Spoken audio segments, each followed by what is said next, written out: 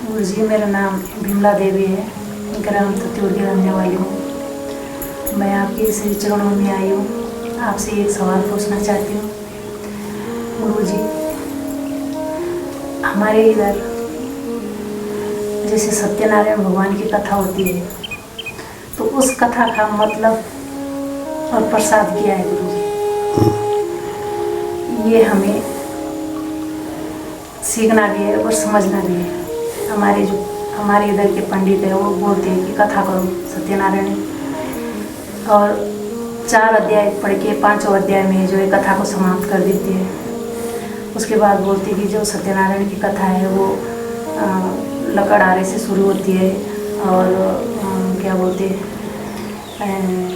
बनिया से शुरू होती है, पंडित से शुरू होती है। तो बहुत सारे सवाल है, पर इसका आंसर गुरुजी कहीं पे नहीं है, तो मैं इसका आंसर सुनना चाहती हूँ। देखिए, आप जैसे बहुत सारे लोग हैं जो बात करते रहते हैं और सत्यनारायण की कथा के बारे में सवाल पूछते हैं। बहुत बार मुझे ऐसा मौका भी मिला। मैं एक बार एक कॉन्फ्रेंस में था, ऐसे ही बहुत बड़ा प्रोग्राम था सत्यनारायण की कथा का। तो वहाँ कथा हुई सत्यनारायण जी की, और उसके बाद में उन्होंने कहा आप भी कुछ बोलिए। तो मैंने उनसे कहा कि आप मुझे ना ही बुलवाएं तो ठीक है, अच्छा चल रहा है, सब ठीक है, लोग काफ़ी लोग थे वहाँ। बोले नहीं, आपको तो बोलना पड़ेगा क्योंकि आप भी मंचासीन हैं। तो मैंने उनसे बस एक बात कही बहुत साधारण ढंग से, वहीं से आपसे भी बात शुरू कर रहा हूँ मैं। अभी आज ही किसी और ने भी हमसे सवाल पूछा था, लकीली आपने भी पूछ लिया कि ये जो सत्यनारायण की कथा है, इसमें मुझे कभी कभी ना तो सत्य दिखते हैं कहीं और ना नारायण नज़र आते हैं।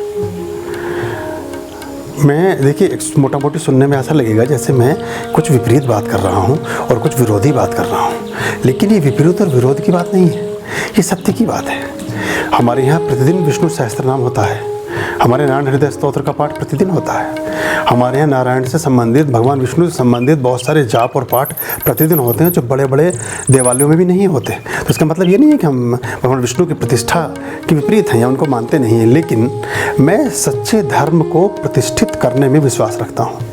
सच्ची बात, सही बात को लोगों तक पहुँचाने का मेरा मंतव्य है। और मैं अध्यात्म में आया ही इसलिए कि मैं सही रूपेण, सत्य रूपेण और तत्व रूपेण जो धर्म है उसकी व्याख्या कर सकूं और आप तक उस बात को पहुंचा सकूं और वो बात हम लोगों तक कह सकें। मोटा मोटी तौर पे सामान्य रूप से देखने में ऐसा लगता है कि जो बाकी जन ये सारा कार्य कर रहे हैं कि वो बहुत धर्म का बहुत बड़ा काम कर रहे हैं, लेकिन मेरे देखे वो धर्म का अपकार करते हैं, उपकार नहीं करते। इससे क्या होता है, धीरे देखिए, आपने कोई काम किया, काम करने के बाद, अब मैं शुरू से करता हूँ बात आपसे जहाँ से आपने सवाल किया। एक लकड़हारे ने सत्यनारायण भगवान की कथा सुनी तो उनको ये लाभ हुआ, किसी बनिए ने सुनी उनको ये लाभ हुआ, किसी ब्राह्मण ने, ये हमारे 4 वर्ण हैं एक्चुअली जो हम उस कथा के माध्यम से पिरोते हैं, ब्राह्मण, क्षत्रिय, शूद्र और वैश्य, उनको हम इस तरह से पिरोते हैं कथा में प्रतीकात्मक ढंग से।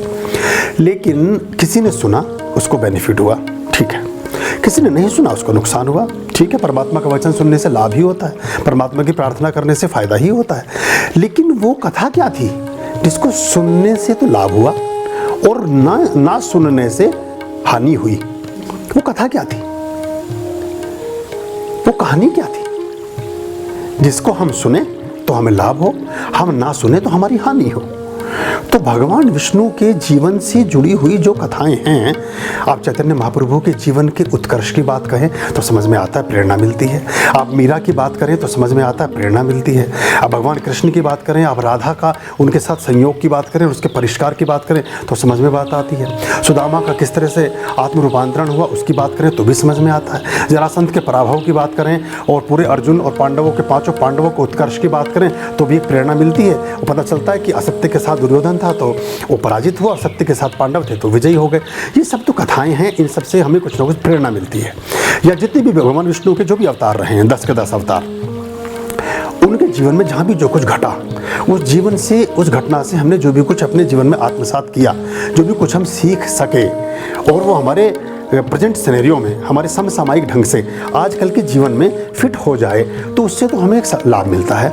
लेकिन हम एक ऐसा ही ढर्रा बना करके और बने बनाए तरीके से कोई चीज़ करें और लोगों को उसमें बैठाएं और वो हमने बताया कि, तो मैंने उनसे पूछा कि इसमें कथा क्या थी वो जिसको सुनने से तो फ़ायदा हुआ और ना सुनने से नुकसान हुआ। तो कोई कथा उनके पास वो जानते नहीं थे।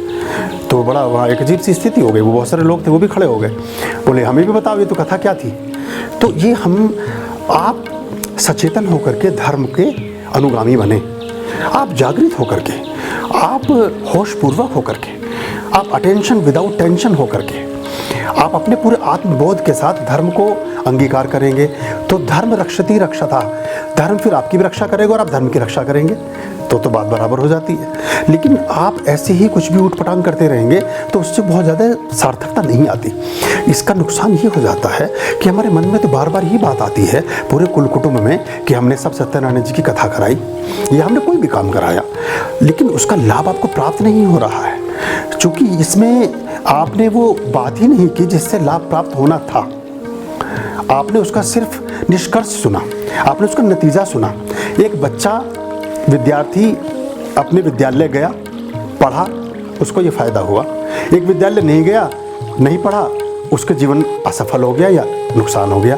लेकिन वो पढ़ाई क्या है जिसे पढ़ने से लाभ हो जाता हो और जीवन में सफलता प्राप्त होती हो, और जिसे ना पढ़ने से व्यक्ति अज्ञानी रह जाता हो, वो क्या है, वो तत्व क्या है, उसके बारे में चर्चा नहीं है कहीं। तो ये थोड़ा सा कभी कभी कचोटता है मुझे, तो उस पर भी हम ध्यान दें और उसको करें। इसमें आप लोगों का दोष नहीं है, आप तो टेबल के उस तरफ हैं, आप तो श्रावक हैं, श्रवणकर्ता हैं, सुन रहे हैं। जो इधर बैठे हैं उनका दोष है, उनको ये बात बतानी चाहिए लोगों को और समझाना और सिखाना चाहिए। तो सत्य, नारायण तो सत्य ही हैं, और जहाँ भी सत्य है वहाँ नारायण स्वयं हैं।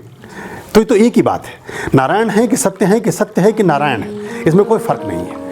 क्योंकि जहाँ नारायण है वहाँ सत्य होगा ही, और जहाँ सत्य होगा वहाँ नारायण को आना ही होगा। ये तो परस्पर है, ये तो अन्योन्याश्रित है, एक दूसरे पर निर्भर है, रेसिप्रोकल है, वाइस वर्सा है, इससे बच नहीं सकते। लेकिन ये हमें बताना चाहिए। तो हम ऐसे ही भगवान विष्णु के जीवन से जुड़े हुए ऐसे हजारों प्रसंग हैं जिनसे हमें प्रेरणा मिलती है। चाहे राम के रूप में जब वो शबरी से बेर स्वीकार करते हैं तो वह सामाजिक सद्भाव को बढ़ाते हैं, सामाजिक दूरियों को घटाने का काम कर रहे हैं। वो जाति प्रथा दुनिया भर की जो हमारी कुरीतियाँ हैं उनको समाप्त करने का काम कर रहे हैं। वो जब केवट को उसके परिश्रम के उपलक्ष्य में अपनी अंगूठी उपहार में देते हैं श्री राम, तो वहाँ वो मजदूर की मेहनताने को देने की एक व्यवस्था प्रतिपादित कर रहे हैं। वो कह रहे हैं अगर मजदूर से काम लो तो उसका मेहनताना दो, श्रमिक का पारिश्रमिक जरूर दो, जिससे मेहनत कराओ व्यक्ति से उसको उसका पैसा जरूर दो, पैसा नहीं है तो उसकी काइंड की शक्ल में दो। तो ये समाज को बनाने की, समाज को संगठित करने की, समाज को सुव्यवस्थित करने की प्रेरणाएं हैं। अब ऐसी प्रेरणाएं या भगवान नारायण के जीवन से चुनें और उनको लोगों को सुनाएं और समझाएं तो आपको लाभ होगा। तो इसमें सबसे अच्छा है कि आप इससे तो अच्छा नारायण हृदय स्तोत्री पढ़ लें, या आप नारायण संपुट के साथ विष्णु सहस्त्र नाम ही पढ़ लें। आप बहुत भगवान विष्णु की ऐसी सैकड़ों प्रार्थनाएं हैं, मधुराष्टकम पढ़ लें, अब कृष्णाष्टकम पढ़ लें, आदि शंकराचार्य ने क्या लिखा है। तो ऐसी असंख्य चीज़ें हैं जिनको आप गीता का ही पाठ कर लें। गीता के बहुत सारे श्लोक हैं जो जीवन में बहुत लाभ देते हैं। लेकिन अब खाली हम सोचते हैं हमने कुछ किया, और किया हमने जब कुछ भी नहीं तो परिणाम उसका मिलता नहीं।